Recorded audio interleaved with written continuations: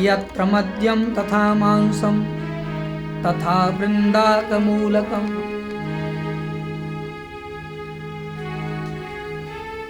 एक और कथा सुनिए साहब।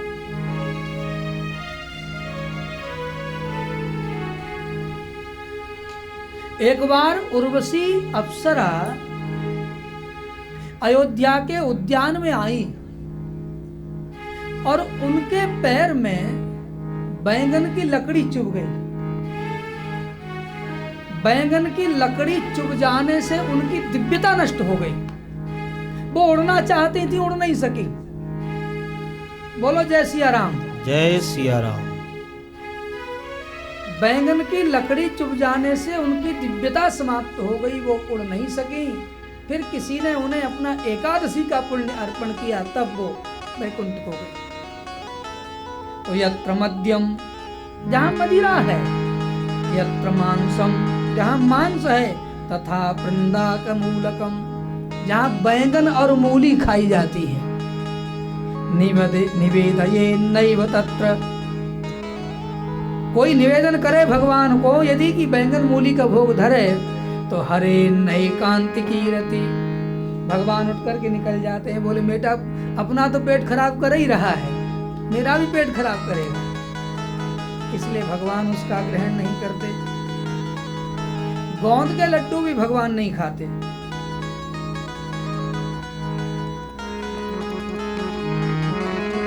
भगवान कहते हैं कि करत धर्म कर्म हूं कछु नहीं करऊं, मैं सब कुछ करते हुए भी कुछ नहीं करता। करत कर्म हूं कछु नहीं करऊं, मैं निर्लेप भाव ते रहूं, भक्तन की आँखिन ते देखूं, मैं भक्तों की आंखों से दुनिया को देखता हूं। फलों में कछू नहीं लेखूं, दूसरा मैं कुछ भी नहीं लेखता।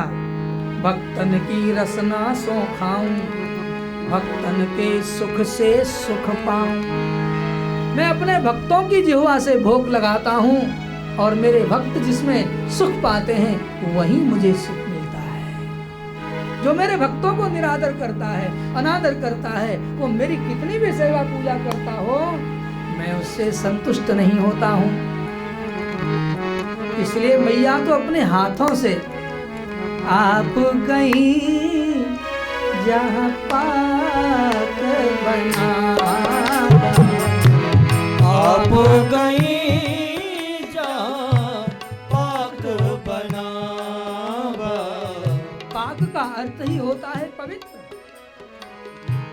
पाक माने पकाने का स्थान, भोजन बनाने का ठिकाना, पवित्र हो। स्नान करके रसोई में जाइएगा प्लीज।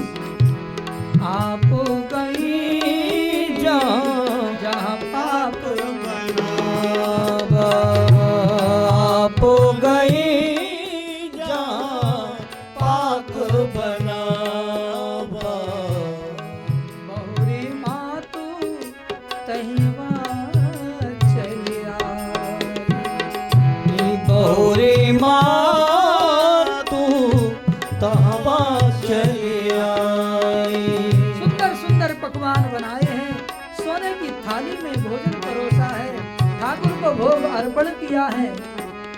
आओ भोग लगाओ मेरे राम जी, आओ भोग लगाओ मेरे राम जी, आओ आओ भोग लगाओ मेरे राम जी, आओ आओ भोग लगाओ मेरे राम जी। दुर्योधन की तैने में क्या, साक विदुर घर खायो मेरे राम जी, साक विदुर घर खायो मेरे राम जी, आओ भोग लगाओ मेरे राम जी, आओ भोग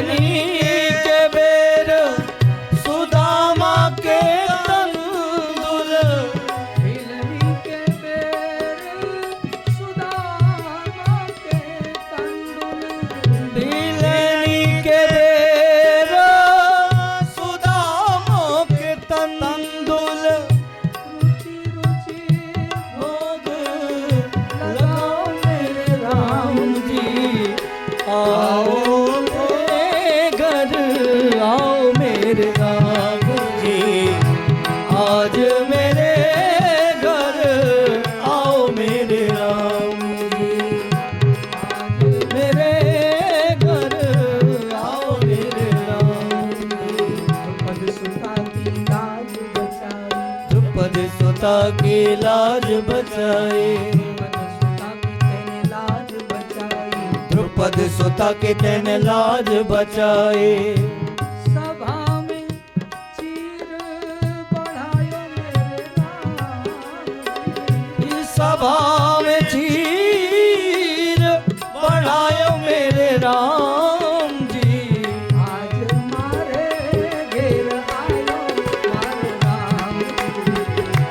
आज मेरे घर आयो मेरे राम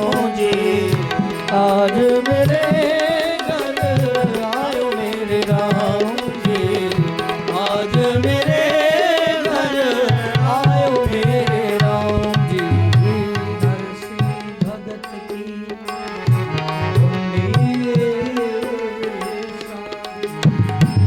नरसी भगत की हुंडी साधे नरसी भगत की तने हुंडी साधे नरसी भगत की हुंडी साधी सावल सावली आयो मेरे राम जी आज मारे घेर आयो आज मेरे घर आयो मेरे राम जी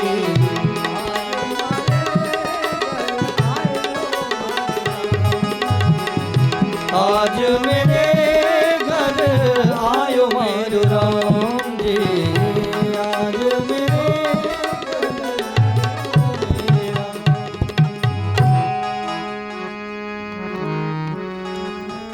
भगवान को भोग लगाया और फिर रसोई में चली गई। थोड़ी देर बाद जब देखा भोग उठाने को आए तो भगवान भोजन कर रहे हैं। माँ ने पालने में जाकर देखा तो वहां सो रहे हैं। फिर दौड़कर देखा तो भोग लगा रहे हैं। दही में भात मिलाते हैं, कुछ खाते हैं, कुछ फैलाते हैं, कुछ उठा के नहा लेते हैं। बालक जितना स्वच्छंद भोजन करता है, खाता है। मुझे हमारे श्रीमान तायल जी कह रहे थे कि शंकर भगवान पर दूध चढ़ाना तो ये तो बर्बादी ही है। क्या कहना चाहिए इसके बारे में? मैंने विनम्रता से कहा, ऋषि मुनियों ने जो परंपरा खोज करके दी है उसमें तनिक अंश भी त्याज्य नहीं है। मैंने विनम्रता से ये बात रखी कि भैया आप भी सुने इस चर्चा को। दूध पैदा कहाँ होता है? दूध की जन्मभूमि क्या है? क्या तुम दूध बना सकते हो? क्या कृत्रिम सफेद रंग का बनने वाला वो दूध है? नहीं। हाँ, वो कृत्रिम दूध को जरूर मैं मना करूंगा, शंकर पर मत चढ़ाओ। बाहर के शंकर पर नहीं, भीतर के आत्म शंकर पर भी मत चढ़ाओ वो बनावटी दूध। परंतु दुग्ध की, अमृतमय दुग्ध की जननी है गौ माता। दूसरे अमृतमय दुग्ध की जननी है तुम्हारी मां, हमारी मां। हम पैदा हुए थे और शरीर में खून ही खून था, माँ के शरीर में रक्त ही था, लेकिन जब हम पैदा हुए और माँ ने बालक का चेहरा देखा, उसी समय लोयूनो दूध बनायो रे राम। जननी ना उदर मां जीव, माँ के उदर में जीव पलता है, कौन उसको पोषण कर रहा है? पैदा हुए थे तो मुख में दांत नहीं थे, भगवान को पता था कि ये कुछ खा पी नहीं सकेगा, इसलिए माँ के वक्षस्थल में दूध पैदा कर दिया, और अमृत जैसा दूध। दुग्ध की जननी है, उत्पत्ति स्थान है माँ। ये धरती माँ, ये धरती ही गाय के रूप में घूम रही है। जब हम शंकर पर दूध चढ़ाते हैं तो वो दूध धरती में जाता है।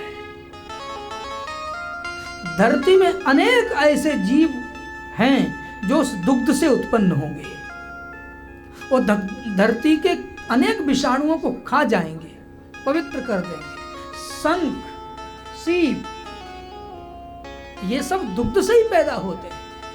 क्षीर सागर कहीं अलग से है और हम जाकर के समुद्र में दूध होगा उसमें नहाएंगे या बाल्टी भर के ले आएंगे। ऐसा होता तो दुनिया में विज्ञान बहुत आगे है, अब तक दूध का सागर खोज लेते और उसमें से दूध भर करके सप्लाई पाइप डाल देते। क्या है? पानी में जो शंख दिखते हैं दुग्ध उसमें है, सागर के भीतर दुग्ध की मात्रा है। ये मिट्टी में आप कोई घास ऐसी होती है, आप उसको तोड़ो तो दूध निकलता है। आप बरगद का पत्ता तोड़ो, दूध निकलता है, एकदम दूध, गाढ़ा दूध। बरगद का दूध ये तो औषधि है।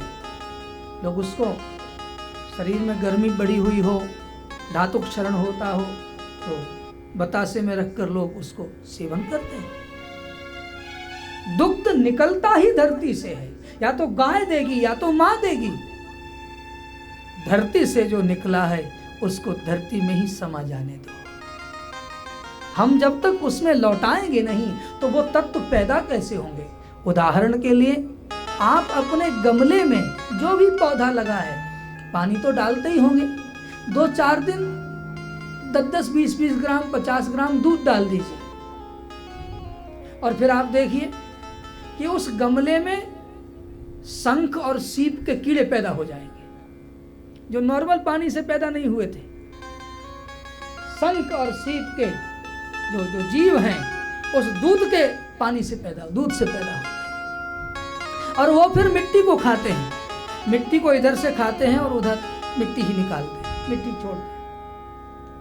जो मिट्टी खाते हैं वो बालू के कण युक्त है, कंकड़ीली है, लेकिन जो मिट्टी को छोड़ते हैं वो एकदम अलग है, स्निग्ध है, चिकनी है। इसलिए धरती पर जहां तहां सर्वत्र उन प्राणियों की आवश्यकता है, जीवों की आवश्यकता है। इसलिए दुग्ध का क्षरण हो। दुग्ध कहीं बह करके पहाड़ों में गिरता है, कहीं नदियों में जाता है, कहीं कहीं जाता है। हम उतनी मात्रा में वो बहा रहे हैं और वो फिर प्रकृति का पोषण करता है। वो कीट पैदा होकर के अपने जो विषम कीट हैं, जो दूसरे प्रकार के कीटाणु हैं, शंख तो बजा करके उसकी ध्वनि से बहुत सारे विषाणुओं को मारा जाता है। जितने क्षेत्र में शंख ध्वनि होती है प्रेत पिशाच नहीं आता। शंख ध्वनि का बहुत महत्व है मेरे भाई बहन सनातन संस्कृति में। तो इसलिए शंकर भगवान पर हाँ, नकली दूध चढ़ाने से शिवलिंग घिस जाता है, क्योंकि उसमें मिलावट के केमिकल रहते हैं, वो ठीक नहीं। हाँ, गाय का दुग्ध हो, नहीं मिले तो भैंसी का दूध भी चलेगा। हाँ, ज्यादा मात्रा, उसका अर्थ ये नहीं कि गरीब को न दे, गरीबों को भी दे। हाँ, ज्यादा चढ़ाते हो तो थोड़ा चढ़ाएं, 1 किलो चढ़ाते हो तो 100 ग्राम चढ़ाएं, बाकी ऐसा न हो। ये ऋषियों ने बड़े सोच करके निर्णय किया होगा। बेलपत्र ही क्यों, खजूर पत्र क्यों नहीं? कुछ तो कारण होगा। बेलपत्र में सुवर्ण होता है, बेलपत्र में उन तरंगों को ठहराने की सामर्थ्य है, जो ऊर्जा हमें चाहिए, दूसरे वृक्ष में नहीं होगी। इसलिए तुलसी ही क्यों, नीम का पत्ता क्यों नहीं सालिग्राम को चढ़ाते? क्या कारण है? कुछ तो होगा। कुछ हम जान पाए हैं, अभी बहुत कुछ हमारे लिए जानना बाकी है। जो उन ऋषि मुनियों के कारण हम तक पहुंचा है, उतने को भी हम अपने बच्चों को दे जाएं, इतना ही कारण पवित्र होगा और कल्याणकारी होगा। तो मेरे भाई बहन, भगवान राम को भोग लगाया है। यहाँ भी राम जी सो रहे हैं, यहाँ भी राम जी भोग लगा रहे हैं। एक ही राम जी दो जगह मैया को दिखाई दे रहे हैं। आश्चर्य में पड़ गई, ये मैं क्या देख रही हूं? यहाँ वहाँ दुई बालक देखा, मत भ्रम मोरी किया विशेषा। ये मेरा दिमाग चकरा रहा है या कोई चमत्कार है?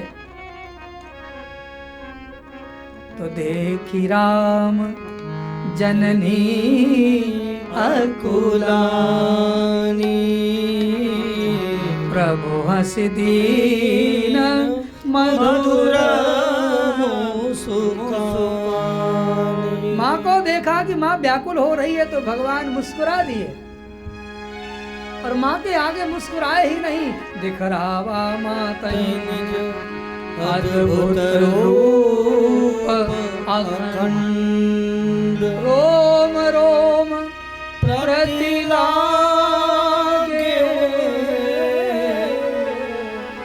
कोटि कोटि ब्रह्मांड।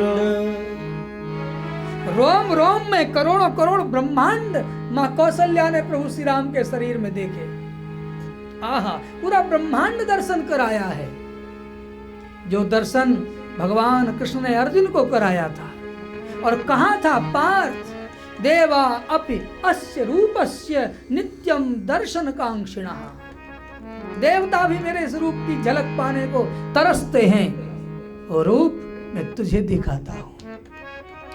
वही रूप भगवान कृष्ण ने मां यशोदा को दिखाया, वही रूप भगवान राम ने खमरोद सी ज्योतिर्नीक मासा, वही रूप भगवान राम ने मां कौशल्या को दिखाया। और गोस्वामी जी वर्णन करते हैं क्या दिख रहा है। अगणित रवि शशि शिव चतुरानन, अगणित रवि शशि शिव चतुरानन, बहुगिरि सरित सिंधु महकानन, काल करम ज्ञान स्वभाव सो देखा जो सुना न पाओ।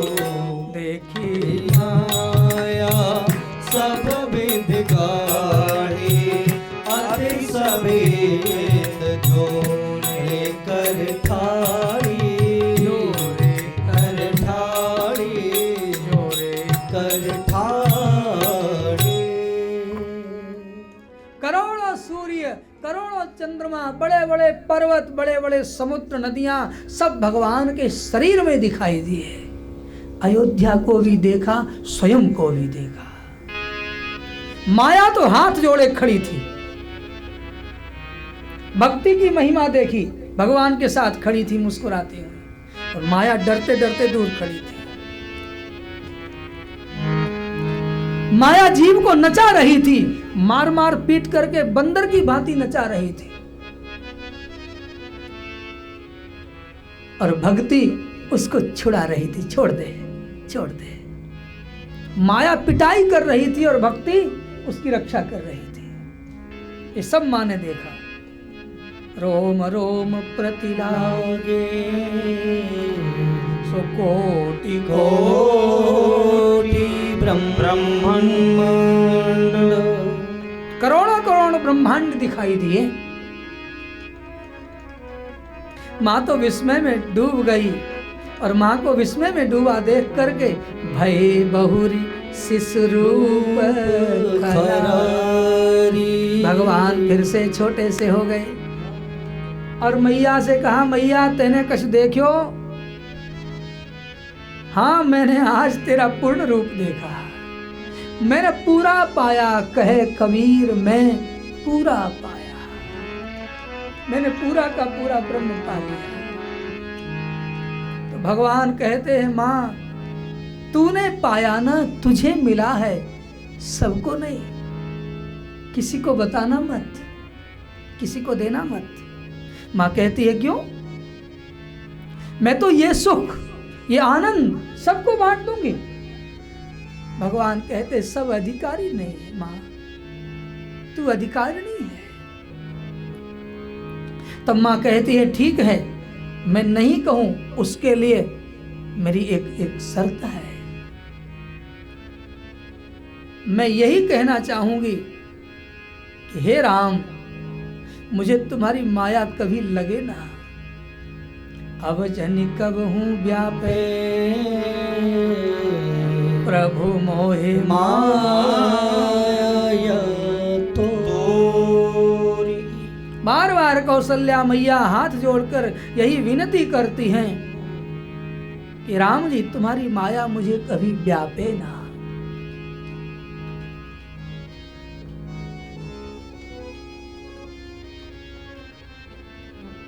ये माया तो महाठगिनी है। कबीर साहब तो कहते हैं कि गुरुजी ये कुतिया है, पीछे पड़ी है, माया महाठगिनी है। ब्रह्मा को, शंकर को नचा देती है। हम कौन खेत की मूली हैं? माया पहचाने कैसे? मैं और मेरा, तुम और तुम्हारा, ये चार शब्दों का जिस बोलचाल में प्रयोग होता हो, समझना वह माया है। ये मैं हूं, ये मेरा है, ये तुम हो, ये तुम्हारा है। मैं, मोर, तोर, ते, माया, बस इनसे बचिएगा। और सुदर्शन के ऊपर भगवान ने कृपा की। सुदर्शन ने एक बार भुसुंडी जी की कथा में सुना था कि जब त्रेता युग आएगा तो अवध में प्रभु श्री राम का अवतार होगा। और फिर इसी आशा में सुदर्शन चलते चलते श्री अवध में आकर सरजू के किनारे कुटिया बनाकर रहते हैं। बहुत अवस्था है, शरीर जरा जीर्ण हो गया। और अवधपति के चारों कुमार जब खेलने को निकलते हैं, खबर मिल गई है सुदर्शन को, कुमारों का जन्म हो गया है, बड़े हो गए हैं, आशा करते हैं कि कभी यहाँ भी खेलने आएंगे। अब मेरे से तो चला नहीं जाता। सुदर्शन बैठे बैठे सोचते रहते हैं कि क्या कभी करुणा निधान, करुणा सागर प्रभु श्री राम मुझ दीन की कुटिया में भी आएंगे। और एक दिन भगवान अपने साथी बालकों के साथ क्रीड़ा करते करते सरजू के तट पर खेल रहे हैं। कभी इस महात्मा की कुटी के आगे से पीछे से कभी निकल जाएं, कभी उधर छिप जाएं, ऐसी लीला कर रहे हैं। खेल ये हो रहा था कि दो टीम बन गई, दो भाग हो गए बालकों के। एक भाग के प्रधान सेनापति भरत, एक भाग के प्रधान सेनापति भगवान श्री राम, दो भाग बने। जो टोली हारेगी, हारने वाली टोली को जीतने वाली टोली को पीठ पर बिठाकर अमुक स्थान पर ले जाना पड़ेगा। ये खेल था। तो हुआ ये कि भरत जी की टोली जीतने लगी। भगवान का तो नियम है। भरत जी कहते, हार्यूं खेल जिता वही मोही। मैं हार रहा होता था तो भी भगवान मुझे जितवा देते थे खेल खेल। ये प्रभु की कृपा की करुणा की रीति थी।